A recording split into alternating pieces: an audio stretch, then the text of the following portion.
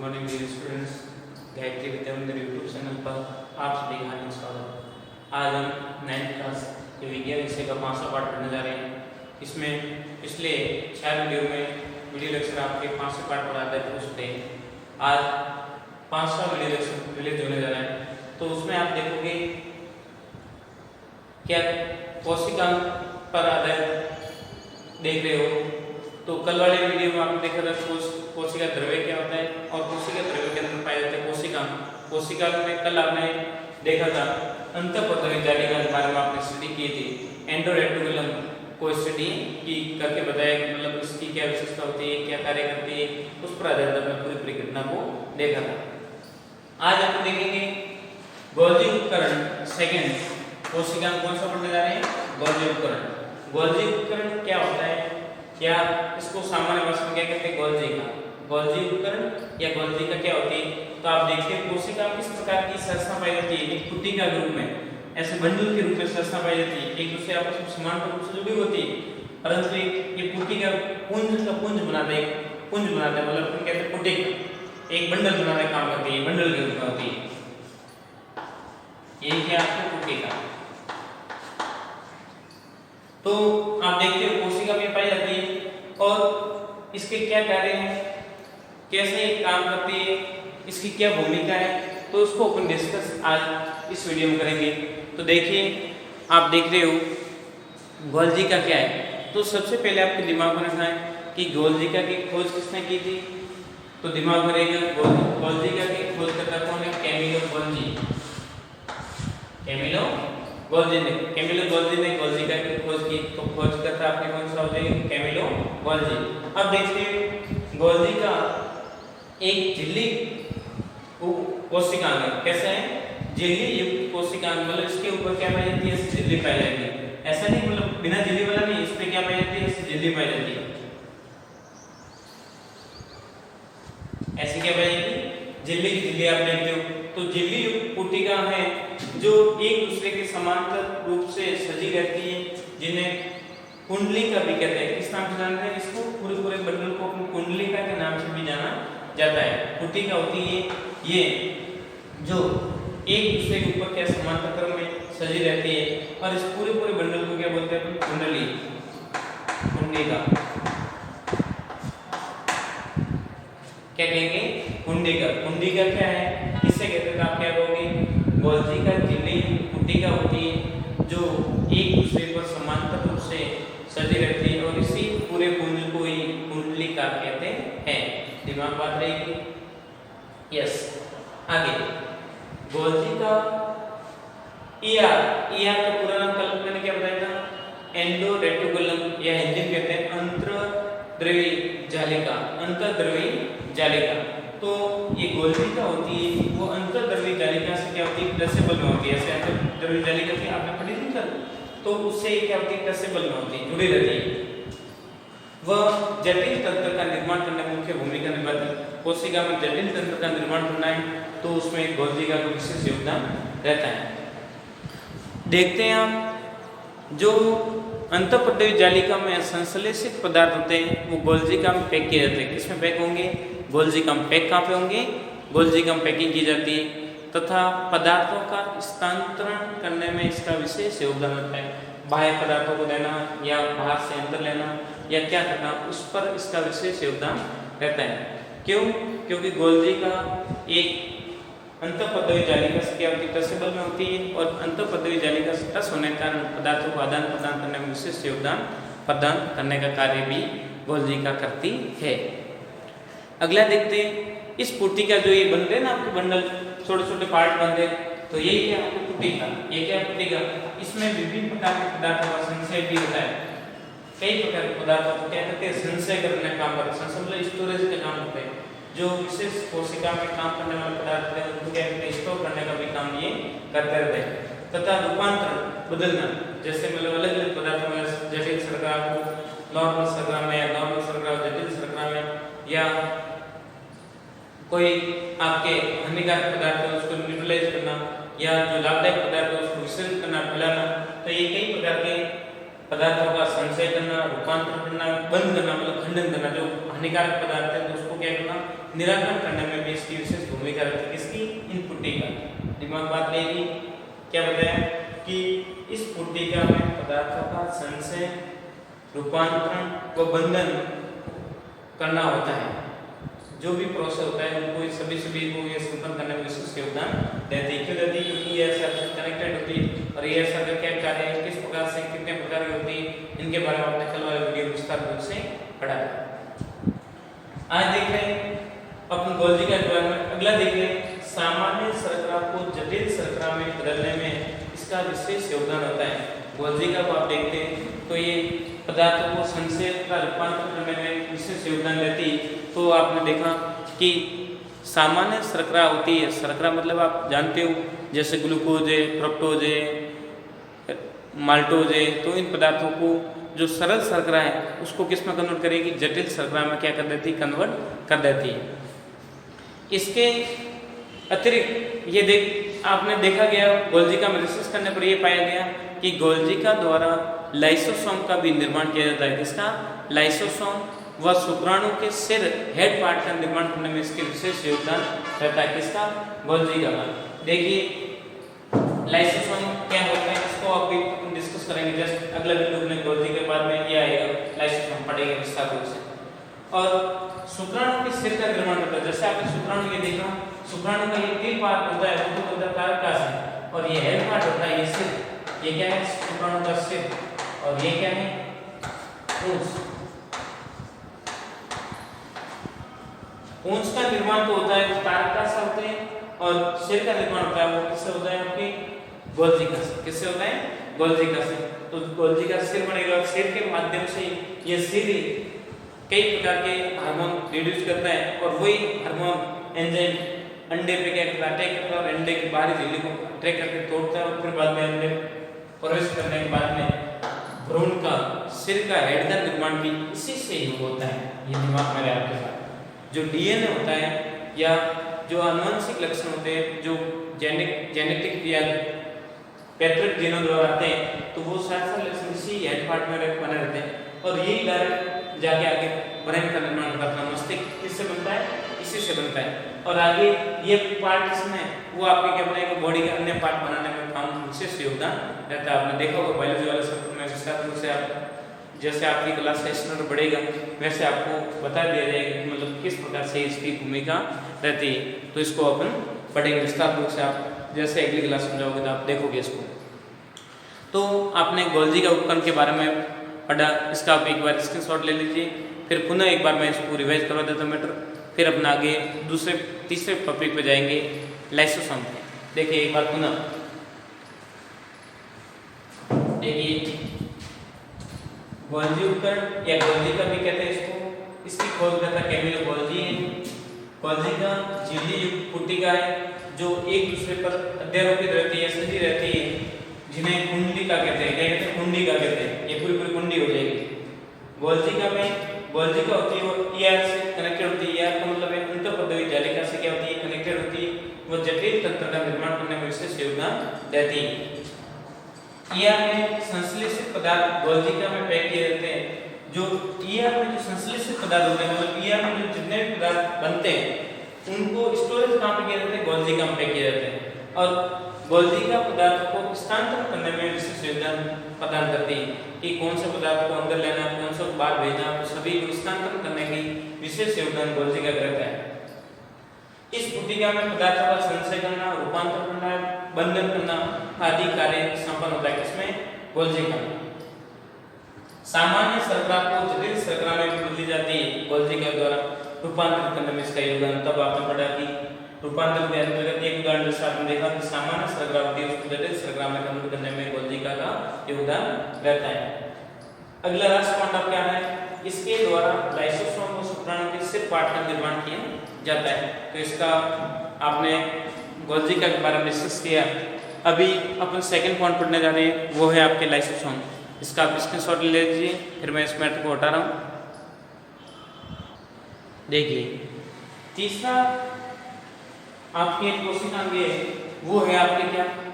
Lysosome. कौन सा है? लाइसोसोम। लाइसोसोम की क्या भूमिका होती है, किस प्रकार से कार्य करता है, उसको अपन समझते हैं। लाइसोसोम तीसरा कोशिका कौन सा है? लाइसोसोम।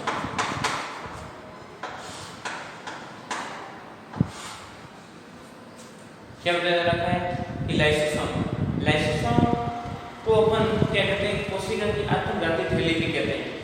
ये क्या है? कोशिका की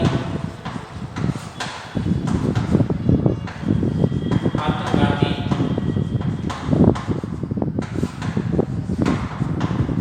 थैली। क्यों?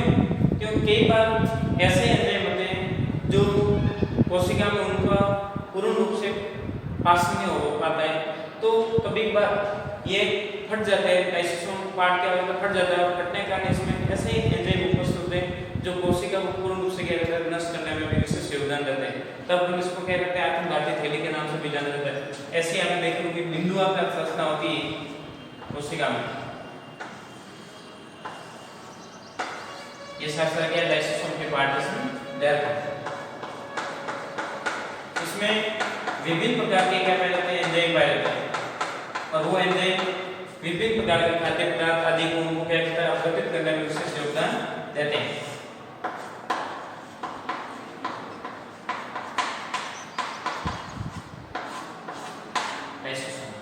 देखिए अपन देखते हैं कोशिका का अपशिष्ट पदार्थों को निपटान करने की भूमिका विशेष प्रकार किसकी है? लाइसोसोम की। तो कोशिका में अपशिष्ट पदार्थों को निपटान करने में लाइसोसोम एक प्रकार का कार्य करता है, सफाई करने का कार्य करता है। इसको अपन क्या बोलते हैं? कोशिका का सफाई करने। कोशिका का सफाई करने।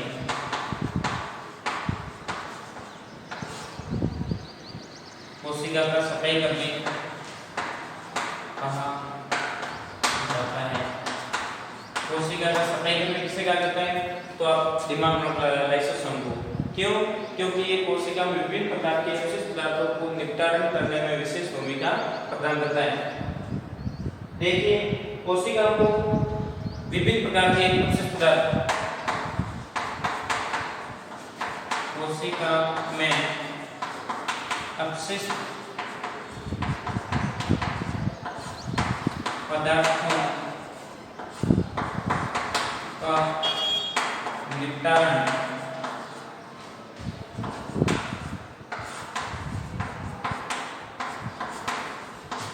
का तंत्र निर्मित करता है।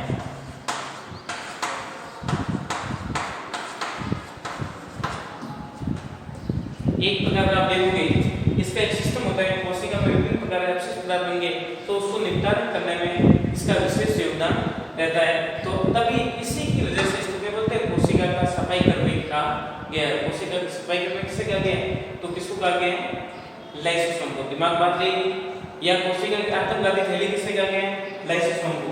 देखिए लाइसोसोम बाहरी पदार्थों को कोशिका के अंग के टूट आदि को भी पाशित करके कोशिका की मरम्मत करने का कार्य भी करता है। लाइसोसोम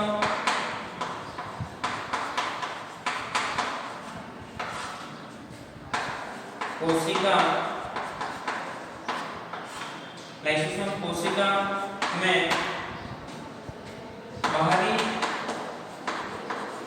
अंदर की टूट-फूट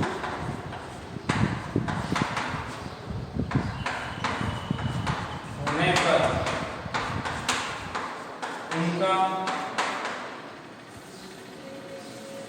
उनका निस्तारण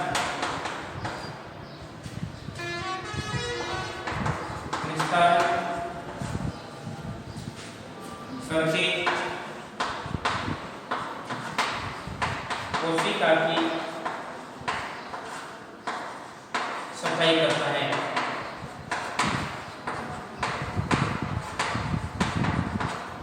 क्या कहते हैं? विभिन्न प्रकार की कोशिका में कई अंग होते हैं, बाहरी आघात के कारण क्या होता है? टूट-फूट हो जाते हैं, तो उनको न्यूट्रलाइज करके व्यवस्थित टूट-फूटी पदार्थों को क्या करना, व्यवस्थित करके वहाँ से हटा के साफ करके उनको निस्तारण करने में इसकी विशेष भूमिका रहती है, सफाई करने के रूप में काम करता है। देखिए अगला बिंदु आपके सामने क्या है, कोशिका अंदर आने वाले पदार्थों से गैस जैसे विभिन्न प्रकार के बैक्टीरिया या भोजन तथा पुराने अंग को लाइसोसोम द्वारा अपघटित भी किया जाता है। तो अपन कह सकते हैं लाइसोसोम विभिन्न प्रकार के हानिकारक पदार्थ या जटिल प्रकार के आपने खाद्य पदार्थ ऐसे कोई पदार्थ आपने खा रखा है तो उनको अपघटित करके कोशिका में पाशितकरण करने में विशेष उसका योगदान होता है। लाइसोसोम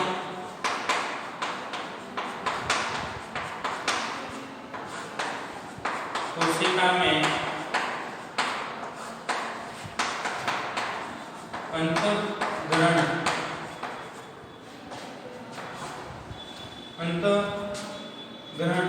या डायरेक्ट अंतःग्रहण पदार्थों में जटिल पदार्थ या बैक्टीरिया या विषैले पदार्थ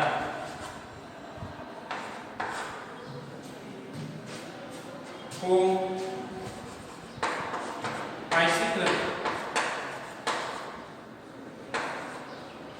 या डायरेक्ट पास करके पासिक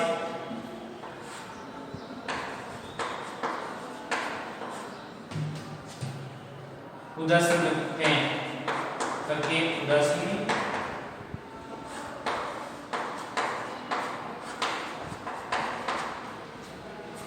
लाइसोसोम कोशिका में अंतर्गत पदार्थों में जटिल पदार्थ बैक्टीरिया या विषैले पदार्थ को पाशित करके उदासीन करने में भूमिका निभाता है। जैसे भी आपको कोई पदार्थ खा लिया है या कई भी प्रकार बैक्टीरिया आपके भोजन के रूप में आपके चले जाते हैं पेट में तो उनको भी न्यूट्रलाइज कर लेते हैं, मतलब पाशित कर करके उनका भी पाचन करके कोशिका को क्या कर देते हैं एकदम सामान्य अवस्था में लाने में इसकी विशेष भूमिका रहती है। तो देखिए एक बार इसका आप 4-5 पॉइंट लिख के उसको आपको रिवाइज करवा के फिर बाद मैटर को हटाता और लेसन को आगे अपन बढ़ाते। देखिए क्या लिखा है, देखिए लाइसोसोम को कोशिका का आत्मघाती थैली कहा जाता है। कोशिका का आत्मघाती थैली किसे कहते हैं कि लाइसोसोम को। दिमाग बात रही कोशिका का सफाई कर्मी किसे कहते हैं तो भी किसको कहते हैं, सफाई कर्मी के नाम से किसको जाना जाता है लाइसोसोम को। लाइसोसोम कोशिका में गोलाकार बिंदु नुमा संरचना पाई जाती है, दिमाग में रहे। कोशिका में अपशिष्ट पदार्थों का निपटारण करने का तंत्र निर्मित भी कौन करता है लाइसोसोम। कोशिका में अपशिष्ट पदार्थ बन गए तो उसको निस्तारण करने या निपटारण करने के लिए एक प्रकार का सिस्टम जनरेट करता है, वो भी कौन करता है लाइसोसोम जनरेट करता है। दिमाग बात रहेगी लाइसोसोम कोशिका में बाहरी अंग की टूट-फूट होने पर उनको निस्तारण करके कोशिका की सफाई का कार्य करते हैं। मान लो कोई भी आपके चोट लग गई या कोई भी कोशिका अंदर से खराब हो गया तो उनको अपघटित करके नष्ट करके साफ करने पर कोशिका को पुनः यथास्थिति लाने का काम भी कौन करता है लाइसोसोम करता है। लाइसोसोम कोशिका में अंतर्गत पदार्थों में जटिल पदार्थ बैक्टीरिया या विषैले पदार्थों को पाशित करके उदासीन करने में भी भूमिका निभाता है, उदासीन करने में भी इसका कार्य होता है। तो ये हमने देखा लाइसोसोम के बारे में 3-4 पॉइंट अभी रिप्रेजेंट करूंगा। पहले इसका स्क्रीनशॉट ले लीजिए फिर बाद में इसको मैं एडमिट को हटा देखिए। देखिए आप देख रहे हो लाइसोसोम को अपन पढ़ रहे थे कि लाइसोसोम और भी कई प्रकार की प्रॉपर्टी प्रदर्शित करता है, जिसमें आप देखते हो लाइसोसोम आपके शरीर में किसी भी प्रकार का कार्बनिक पदार्थ आपने मान लो खा लिया है, कोई भी पदार्थ आपके बॉडी में इंटरनल कार्बनिक पदार्थ लग गया तो उसको पारित करने में विशेष योगदान देता है। जैसे अल्कोहल खा लिया या कोई भी अम्लीय पदार्थ आपने खा लिया तो उनको भी अपघटित करने में इसकी भूमिका रहती है लाइसोसोम की। इसमें शक्तिशाली पाचनकारी एंजाइम होते हैं जो सभी प्रकार के कार्बनिक पदार्थों को जैसे अल्कोहल कोई भी आपने XYZ आपने खा लिया या किसी भी प्रकार की दवाई आपने खा ली तो उसको तोड़ सकने में सक्षम होता है कौन लाइसोसोम। दिमाग बात रहेगी कि जितने भी प्रकार के कार्बनिक पदार्थ हैं उनको गठित करने में लाइसोसोम की विशेष भूमिका रहती है। क्यों? क्योंकि इसमें विशेष प्रकार के जटिल प्रकार के शक्तिशाली पाचककारी एंजाइम उपस्थित होते हैं। इस कारण ये किसी भी पदार्थ को अपघटित कर सकता है। अगला बिंदु देख रहे हो, कोशिका उपापचय में व्यवधान होने के कारण जब कोशिका क्षतिग्रस्त हो जाती है तो लाइसोसोम फट जाता है तथा अपनी कोशिका को पाचक कर देता है। इसलिए कोशिका का आत्मघाती थैली कहते हैं। इंपॉर्टेंट पॉइंट है, लाइसोसोम को कोशिका का आत्मघाती थैली क्यों कहा गया है? तो दिमाग बात है कि कोशिका उपापचय या मेटाबॉलिज्म रिएक्शन होती है ना, उसमें व्यवधान होने के कारण कई बार क्या होती है, कोशिका क्षतिग्रस्त हो जाती है, फट जाती है। तो फटने का लाइसोसोम भी फट जाता है और वही फटे लाइसोसोम में कई प्रकार के विषैले घातक एंजाइम होते हैं जो कोशिका को पूर्ण रूप से क्या करते हैं, भस्म कर लेते हैं और अपने कोशिका को खा लेते हैं और क्या करते हैं, व्यक्ति की मृत्यु भी होने की संभावना बढ़ जाती है। लाइसोसोम में एंजाइम होते हैं जो उनका निर्माण होता है वो ER से होता है, मतलब खुरदरी अंतःपटवीय जालिका से इसका निर्माण होता है। तो इस प्रकार से आपने पूरी घटना देखी। आज आपने एक तो पढ़ा है क्या, गोल्जी का, और दूसरा पढ़ा है कोशिकांग लाइसोसोम। तो दो कोशिकांग के बारे में आपने विस्तारपूर्वक से अध्ययन किया तो आपने देखा कि किसका क्या कार्य होता है, किस प्रकार से भूमिका रहती है, अलग अलग कोशिकांग के अलग अलग कार्य होते हैं, उसको एक एक को अपन विस्तारपूर्वक से अध्ययन करते हैं। तो आपने कल वाले में देखा था अंतःपटवीय जालिका, आज गोल्जी का, और तीसरा पढ़ा आपने लाइसोसोम।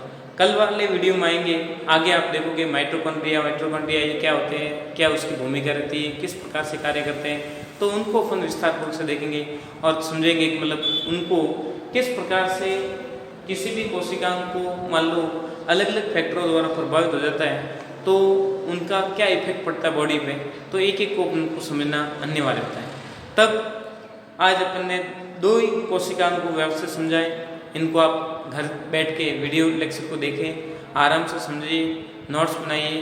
किसी प्रकार की कोई समस्या या व्यवधान हो तो डायरेक्ट इनडायरेक्ट पूछ के उसका निस्तारण करें और अपनी पढ़ाई कंटिन्यू रखें। घर पे रहें, सुरक्षित रहिए, अपना ध्यान रखें और पढ़ाई करते रहिए। और यदि इम्पोर्टेंट काम ये है कि आपने गायत्री विद्या मंदिर यूट्यूब चैनल को अभी तक सब्सक्राइब नहीं किया है तो सब्सक्राइब करके आगे से आगे शेयर कीजिए, लाइक कीजिए और बेल आइकन को जरूर दबाइए। थैंक यू सो मच, धन्यवाद।